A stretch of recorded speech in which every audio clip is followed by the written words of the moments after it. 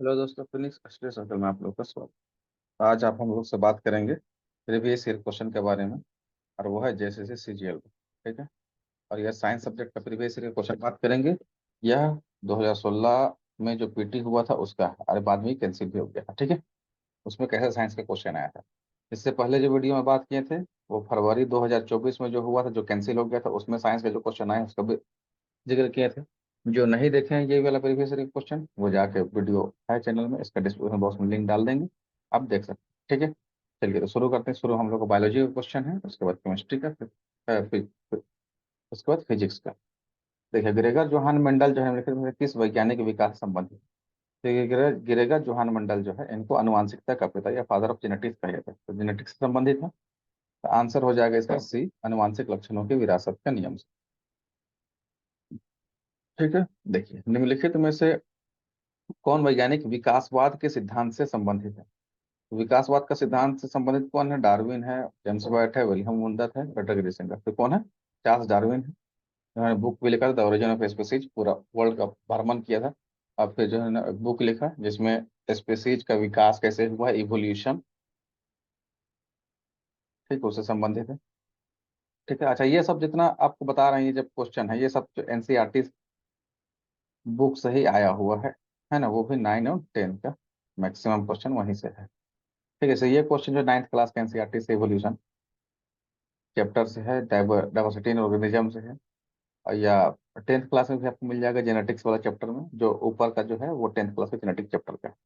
देखिए, blue baby syndrome का कारण क्या है? तो इसका कारण है पेयजल में नाइट्रेट का उच्च स्तर। नाइट्रेट का उच्च स्तर होने के कारण ब्लू बेबी सिंड्रोम जो है वो बीमारी होता है। Next question. मानव शरीर में खाद्य वसा का पाचन अधिकतर कहाँ होता है? तो सब अधिकतर पाचन कहाँ होता है? ये आंत में होता है। ठीक है। इंटेस्टाइन में होता है, स्मॉल इंटेस्टाइन में अगर कहें तो, ऐसे छोटी आंत में। ठीक है। और ये आपको मिलेगा 10th क्लास के एनसीईआरटी में, जैव प्रक्रम वाले चैप्टर में, बायो प्रोसेस। ठीक है। चलिए नेक्स्ट। उन विशेष लक्षणों की पहचान कीजिए जो मनुष्य के चार कक्षीय दिल से जुड़ी है। मैंने फोर्थ चैम्बर हार्ट होता है इंसान का। ठीक है।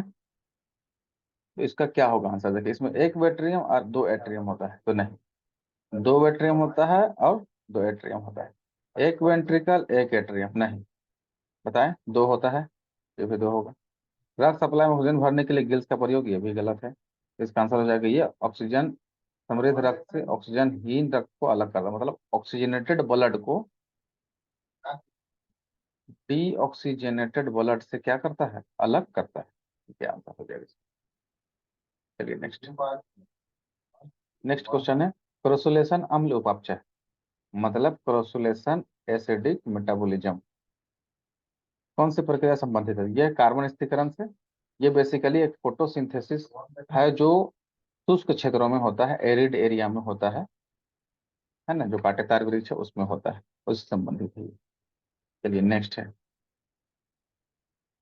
कैक्टस की कुछ किस्मों में तने का कौन सा भाग पानी की उपलब्धता के आधार पर तने के बढ़ने से बढ़ने में मदद करता है?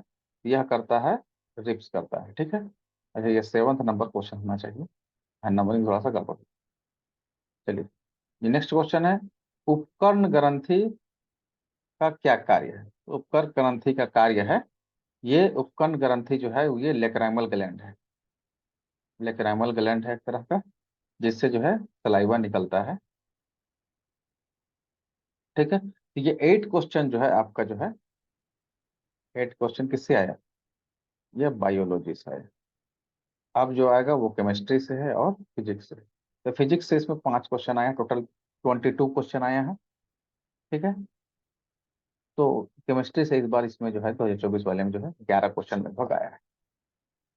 ठीक है। चलिए नेक्स्ट। अब यहाँ से केमिस्ट्री शुरू होगी। ठीक है। केमिस्ट्री होगी शुरू। 8 या 9th क्वेश्चन में लिखा था, किसका संबंध परमाणु की खोज से है? तो कौन है? रॉबर्ट कोच है, नील बोर है, क्रिस्टियानो इक्सन है, या इवंगोलिस्टा टोरिसेली? तो देखिए, इसमें जो इसके हिसाब से, क्वेश्चन के हिसाब से अगर ऑप्शन को देखा जाए तो ऑप्शन तो ये नील बोर होना चाहिए, क्योंकि यही एक ऐसा साइंटिस्ट है जो इसका एटम से संबंध है। हालांकि एटम का खोज कौन किया था बताए थे? डेमोक्रेटिस नामक साइंटिस्ट किए थे, डेमोक्रेटिस। अब परमाणु वर्ड कौन दिया था ऋषि? महर्षि कनाद। ठीक है। और नील बोर जो है एटॉमिक मॉडल दिए हैं।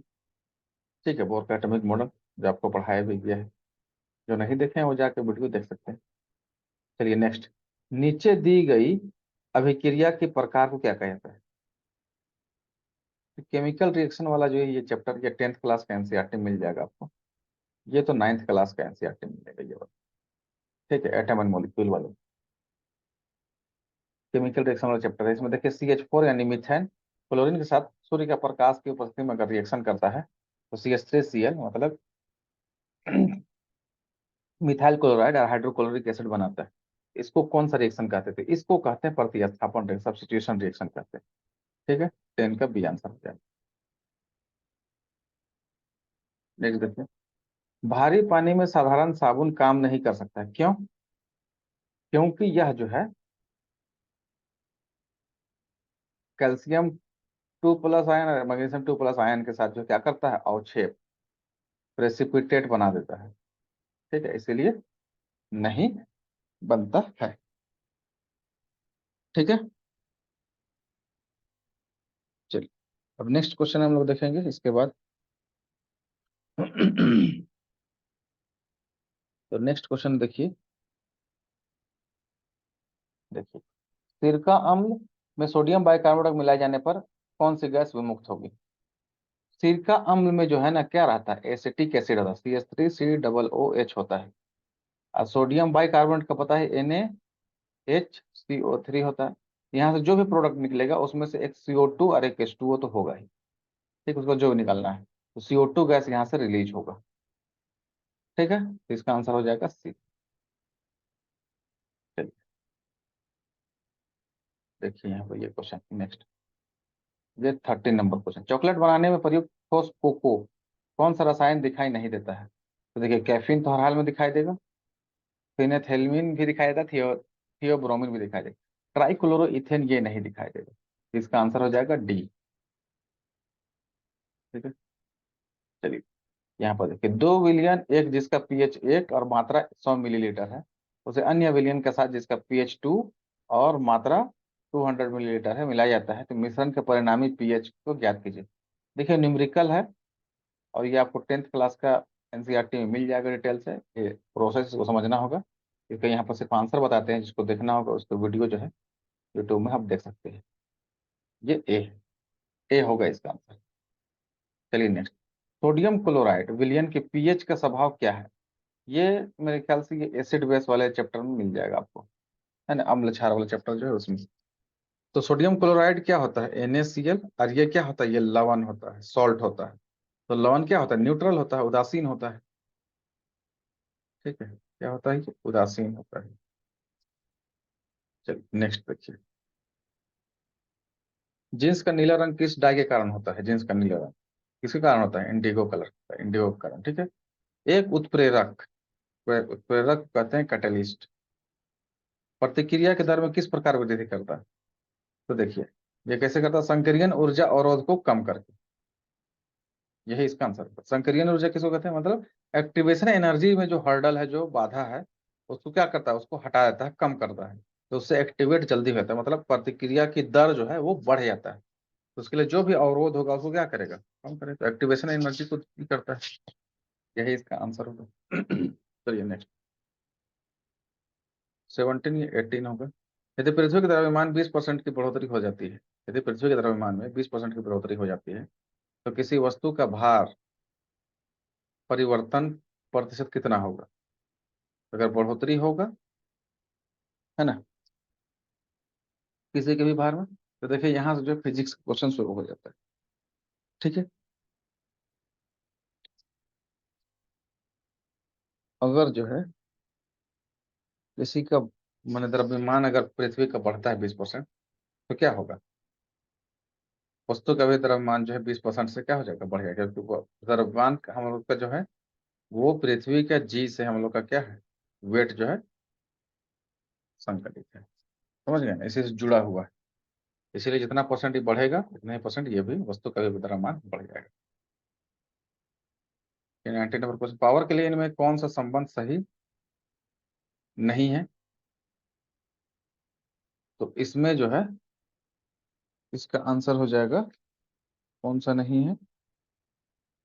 तो आंसर हो जाएगा इसका, इसका डी आंसर हो जाएगा। ठीक है, P equal to V R square नहीं है। यह फार्मूला पर बेस्ड है, फार्मूला आपको देखना होगा एक बार थोड़ा सा, यहाँ पर सिर्फ आंसर जान लीजिए।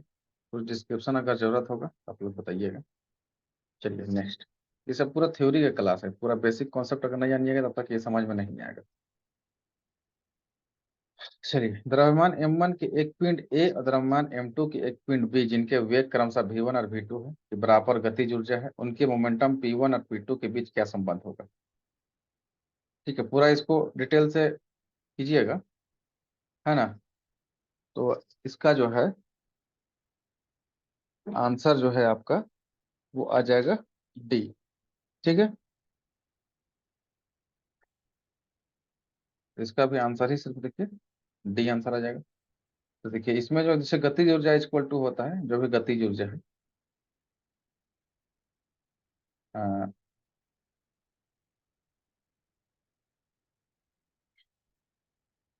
हाफ एम वी स्क्वायर होता है। ठीक है, momentum equal to P equal to होता है एम भी।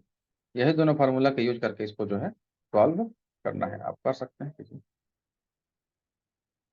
चलिए नेक्स्ट। अधिकतर लाउड स्पीकर कुछ कैबिनेट के अंदर ड्राइव्स क्यों लगा रहता है? ड्राइव्स लगा रहता है क्यों? क्योंकि हानिकारक जो हस्तक्षेप है उसको क्या करने के लिए? रोकने के लिए। ठीक है, तो 20 का हो जाएगा टी।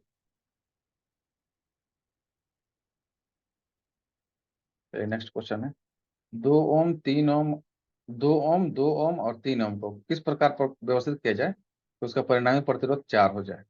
अब देखिए, ये इलेक्ट्रिसिटी वाला चैप्टर से, ये ऊपर वाला साउंड चैप्टर था, ये 9th क्लास का एनसीईआरटी में, ये इलेक्ट्रिसिटी से है, ये 10th क्लास का एनसीईआरटी में है। ठीक है, और ये जो है इलेक्ट्रिसिटी का जो उसका रेजिस्टेंस है उसको पैरेलल और सीरीज में जो जोड़ने का है क्रम, उसी से संबंधित है। तो यहाँ पर अगर देखिए सीरीज में रहता है, तो वो जैसे सीरीज में अगर तीन है, दो दो और तीन का, तो ये सब जुड़ जाएगा। टोटल कितना है? 3 2 5 और 2 7। और अगर यही पैरेलल में रहता तो ये रेशियो में आ जाता है।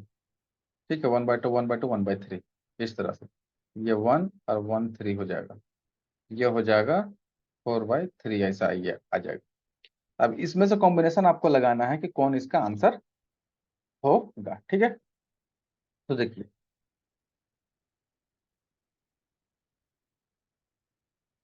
तीन,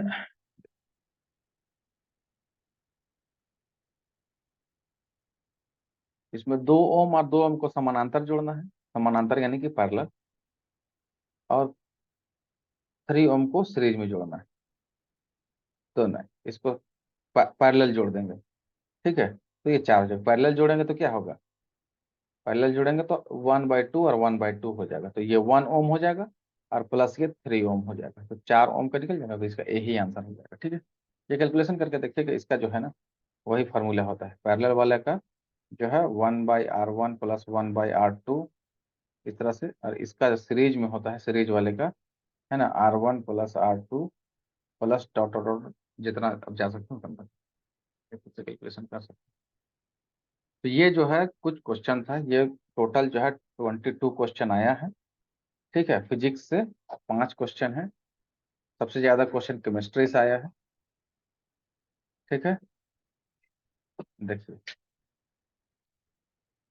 बायोलॉजी से जो है ना 8 क्वेश्चन आए, और केमिस्ट्री से जो है आपका 11 क्वेश्चन आए, और फिजिक्स से आजकल थोड़ा सा कम क्वेश्चन कर दिया, 5 ही आया। 11 5 कितना हो गया? 16, 16 और 8 24। ठीक है, तो लगभग इतना क्वेश्चन आया है इसमें, 22 24 क्वेश्चन साइंस से ही सिर्फ आया है। ठीक है, तो ये इसको एनालिसिस कीजिए, और देखिए कि पिछला बार भी लगभग जो है 20 क्वेश्चन था, उसमें भी जो है केमिस्ट्री से जो है आपका 8 क्वेश्चन आया हुआ था, है ना, बायोलॉजी से 7 क्वेश्चन था, और फिजिक्स से जो है ना 5 ही क्वेश्चन था वहां भी। इस तरह से कैसे जो है किसका वेटेज ज्यादा जा रहा था, उसमें थोड़ा सा आपको ध्यान देने का जरूरत यार बिल्कुल बेसिक बेसिक क्वेश्चन आता है, अगर आप एनसीईआरटी अच्छे से पढ़ेंगे तो उम्मीद है कि आप बना ले जाइए। ठीक है, उम्मीद करते हैं कि वीडियो अच्छा लगा होगा। अगर उसमें से किसी भी टॉपिक में जो आपको नहीं समझ में आता है, कॉन्सेप्ट थोड़ा सा उसमें समझना है आपको, उसके लिए जो है आप जो है कमेंट करके बता सकते हैं। ठीक है, प्रीवियस वाला जो है साइंस का, उसका जो है डिस्क्रिप्शन में इसको डाल दिया जाएगा। कोई कोई टॉपिक जिसका मेरे पास वीडियो अवेलेबल है, उसका लिंक इसमें डाल दिया जाएगा, आप देख लीजिएगा। ठीक है, आज इतना ही रखते हैं, फिर मिलते हैं नेक्स्ट वीडियो में। Thank you.